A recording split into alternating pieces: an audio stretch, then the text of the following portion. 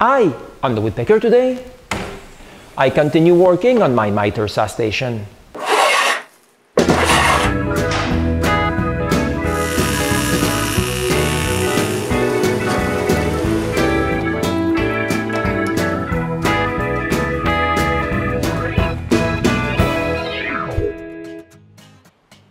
In my last episode, I managed to put the saw in place, and now I can use it to continue to work on the mitre station.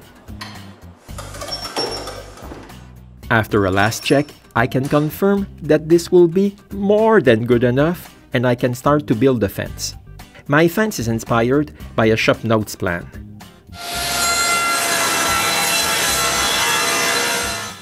The first thing I must do is to rip pieces of mahogany for the fence's extensions.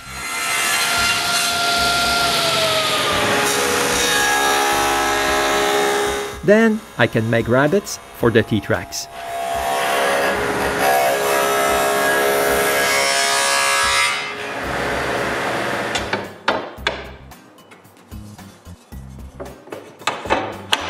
This will be a combination of wood, T-tracks, and 1-inch aluminum angle. For good stability, my fence will be made of mahogany. So now I must rip some strips for the rest of the guides.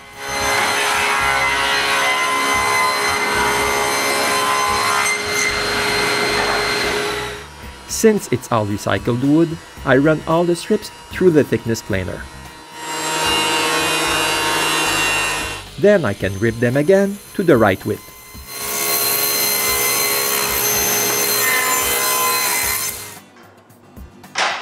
This is what the guide's profiles look like. I just need to make a rabbet for the stop T-track.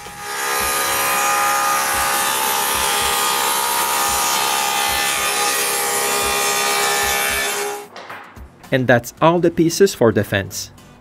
Now I need to glue everything together.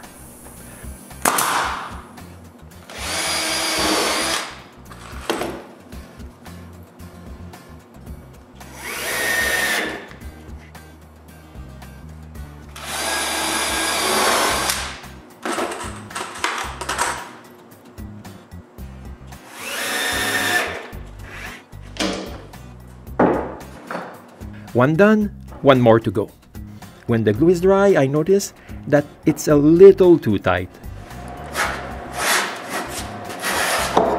So I widen the opening with an edge trimming plane.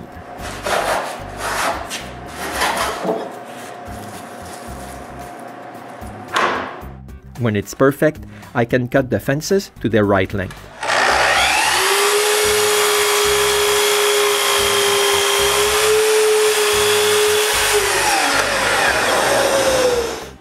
That's when I notice that I need a special shape for the left fence.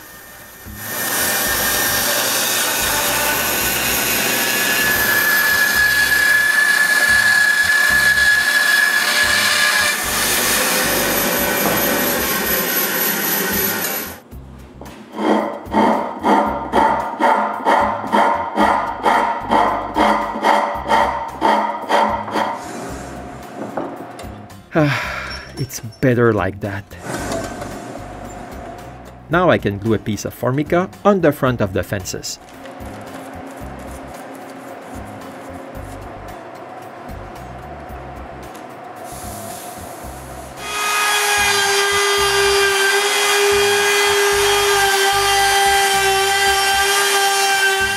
Now I can cut the angles and the tracks.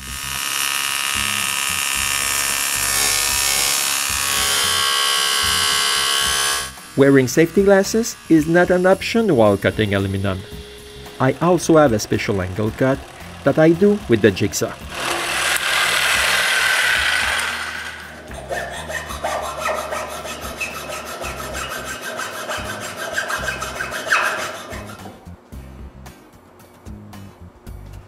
Then I can drill the screw holes.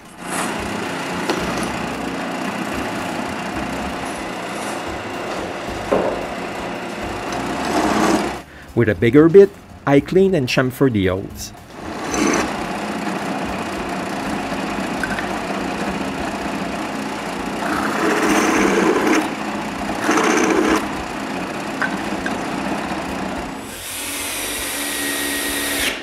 Now I can screw all the aluminum pieces. Before I can install the fences, I need to drill small holes on the back.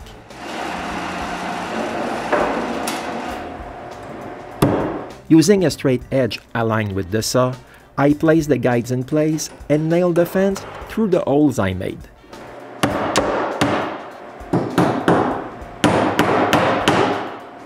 Then with a straight drilling jig, I drill some holes for some insert nuts.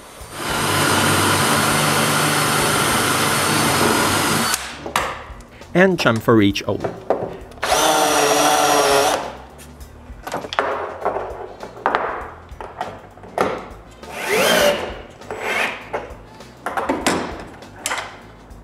Using the other side of my jig, I screw the insert straight.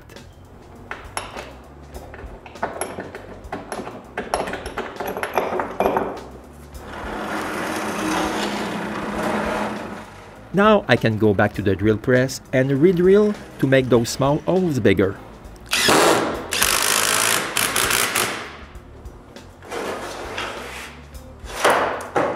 To finish the fence, I need to screw the last part of the fence on the extension arm. And I can check if it's okay.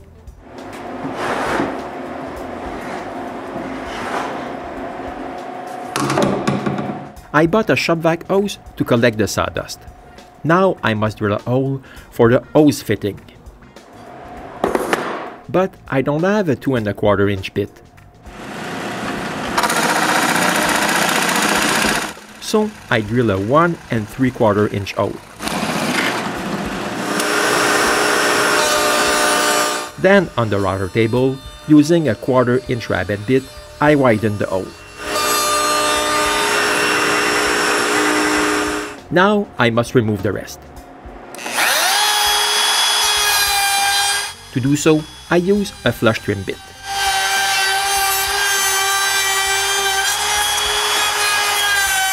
Now the hole is perfect for that fitting. I just need to put it in place. I'm keeping the hose full length for now. Because going from a 6-inch dust port to a 1 1/4 inch is losing a lot of suction. I mean, it still works, but not as well as a vacuum does. So I'm not sure if I'll keep this setup. Then I wax the interior of the fences and install them in place.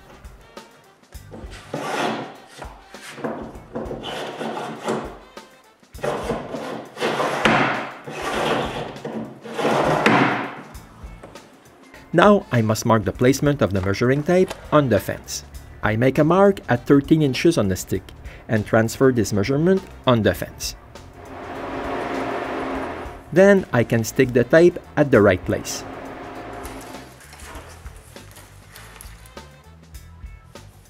To separate the movable part from the fence, I chop the tape with a chisel.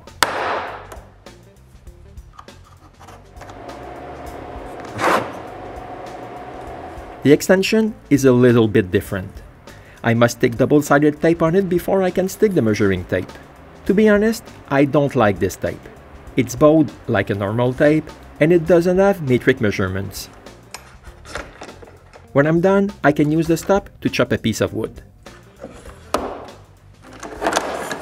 I can go up to 61 inches or 155 centimeters on the main fence. But with the extension, I can go up to 8 feet.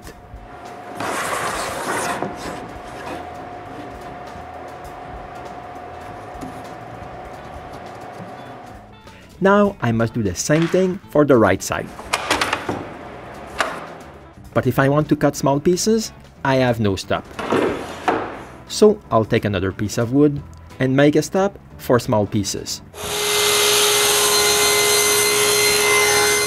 I begin by ripping a board to size.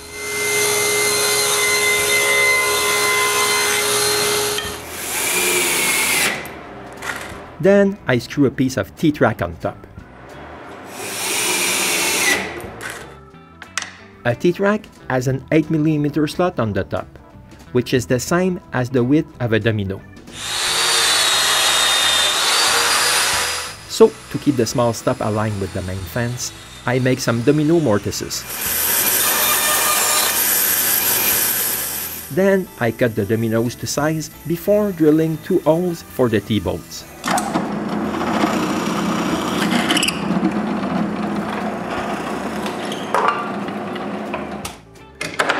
This is the way it works.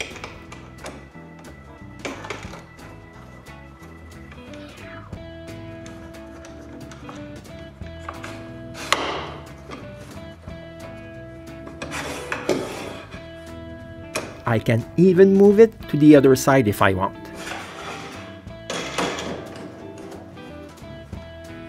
Now I must begin to work on the drawers. I start by bringing some hardwood flooring planks from my old shop. With René's help, we cut the tongues.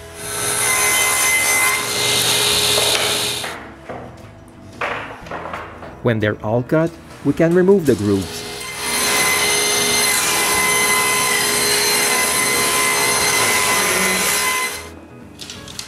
When we're done, we have a nice kindling pile.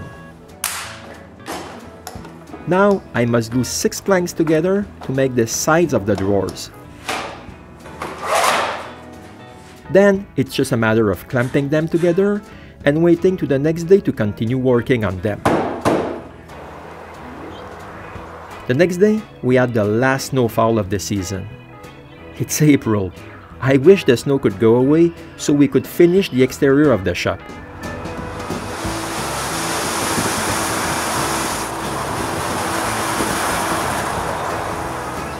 But before that happens, I must finish the mitre station. But this won't be before the next episode of the Woodpecker.